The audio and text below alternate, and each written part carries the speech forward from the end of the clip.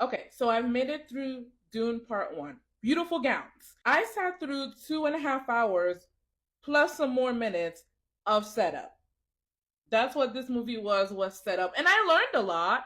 So we have the Emperor who sets up the assassination of the Atreides family because they're getting too powerful. How are they getting too powerful? I don't know. But all he has to do is kill the father and then just hope the desert takes care of the other two and all his problems will be solved.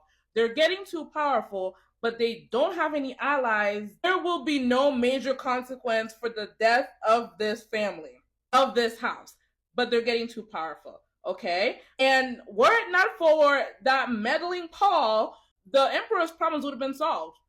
But Paul is the Messiah. He is the one. He is the Lisan al Gaib.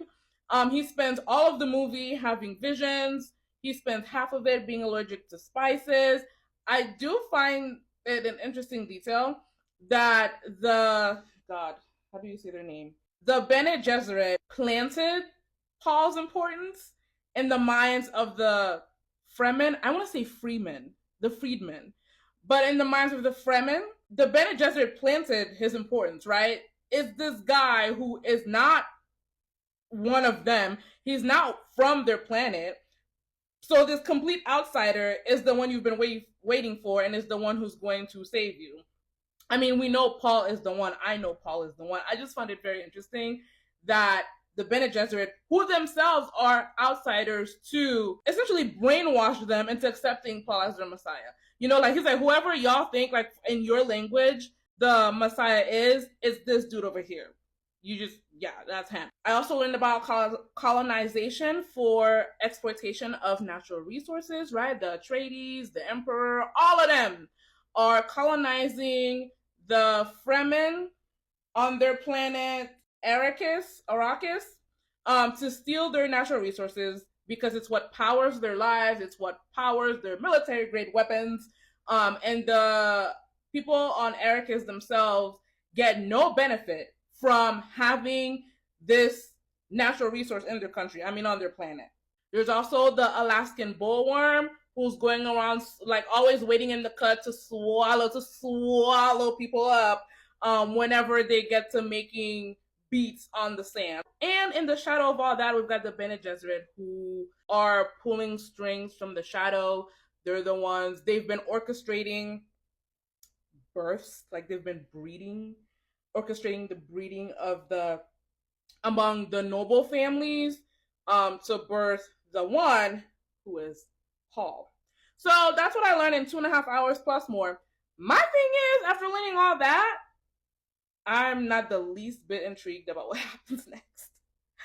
I am not the least bit intrigued about what happens next, about how Paul's powers will develop, about him getting revenge for his daddy. I like 2.5 hours. I should be like, oh my god, like can't wait to see what happens next. Oh, you ended there, but more I'm like, you ended there. Yeah, because like 2.5 hours of setup. And then you want me to spend another 2.5 hours plus some more minutes because the second one has a longer runtime than the first one. You want me to spend another 2.5 hours to find out if the first one was worth it? 2.5 hours extra for payoff? I'm unwilling. I'm unwilling. I think, I don't know. Like, I'll wait until it comes out on streaming, maybe if I remember. I'll just wait. Like, I don't feel compelled to run out to see this. Because I spent 2.5 hours with Paul. What's the most interesting thing about Paul after watching Dune Part 1? Nothing. He has these powers, but so does his mom. Like, I'm sure his are more grand, but she can do the same, the voice thing. And she can at least control. I just, Dune, they can leave me right where they found me. I'll check it out when it's on streaming. Not a lot of movies that I still haven't watched. So, Dune, I don't think the story is compelling. I think it's beautiful. Like I meant that at the beginning. Like it's a lot of great shots. The story itself is just not compelling to me. 2.5 hours, and I'm not even invested. So I still don't see it for Dune Part 1. But Dune Part 2 was a little bit more interesting. I also still don't see it for Paul. Every else who stepped onto the screen had more presence than Paul? Is it Paul or is it Timothée Chalamet? So I want to focus on Paul's trifling mother, Lady Jessica, who is correctly placed on that poster because she is running everything. But before I get to her, I want to touch on the Harkonnens. The Harkonnens are the obvious, blatant colonizers. They're warmongers. They're heavily militarized. They dehumanize the Fremen by calling them ants. They're frothing at the mouth to take over Arrakis again. They're frothing at the mouth to eradicate the Fremen. They also don't look human. They range from looking ugly to looking disgusting. Also, their family dynamic is one where they're vicious with each other. You've got Faye Rotha, who is a cannibal or associates with cannibal. He is a psychopath. They're all just bloodthirsty. So there's 0 point of entry for relating to the Harkonnens. Contrast that with the Atreides family. They're close. Paul's father was giving him advice and he wanted him to follow his heart and one day he'll find his way. Lady Jessica and Leto loved each other. They were going to have another baby. Paul lost his father. How sad. Lady Jessica lost her husband. How sad. There's a point of entry for them. The family dynamic is more, I'll say, taken care of or humanized. And yet they are still colonizers, just like the Harkonnens. But where the Harkonnens' weapon of choice is guns and actual weapons, the Atreides families, by way of Lady Jessica, their weapon of choice is religion, colonization via religion. And so Lady Jessica is a diabolical colonizer.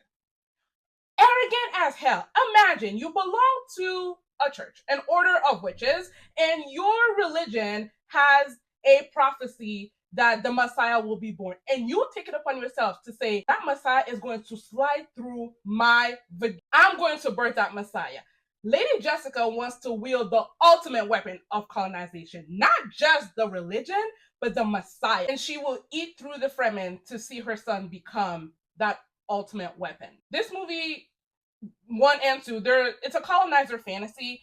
And I like the subversion of the fact that the ones who are orchestrating this, the powers that be, the church, is headed by a bunch of white women. I feel like that's not something they usually see. It's usually some man that's, orchestrating everything, that's saying, yes, move forward, like, let's explore the new world, whatever.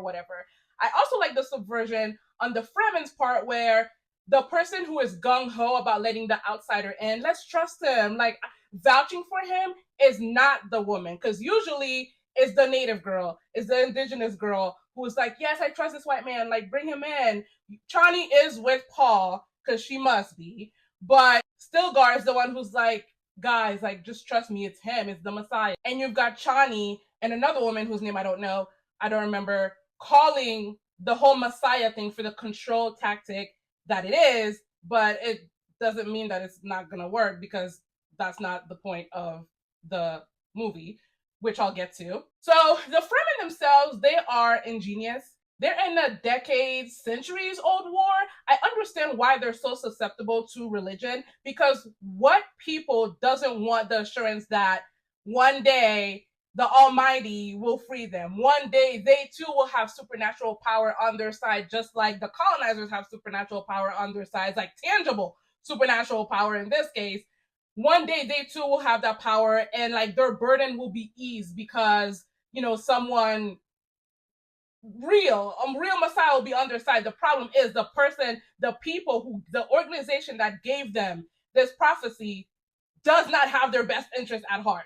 The missionaries don't give a shit about their liberation. And I would argue, so far, after 1 and 2, the narrative also doesn't give a shit about the Fremen liberation. I could be wrong if we ever get a part 3, but I read the director said that if he ever makes a part 3, it'll have to be as good as part 2. So right now I'm stuck with this. But in reality, like outside of the supernatural, the religions, the Fremen are smart. They are strategic. They are innovative. They've made weapons. They are one with their environment. And they not only survive that environment day in and day out, but they use it to their advantage in war and also against their enemies who are not used to the terrain. They've survived for so long and gotten so many wins because of their intelligence.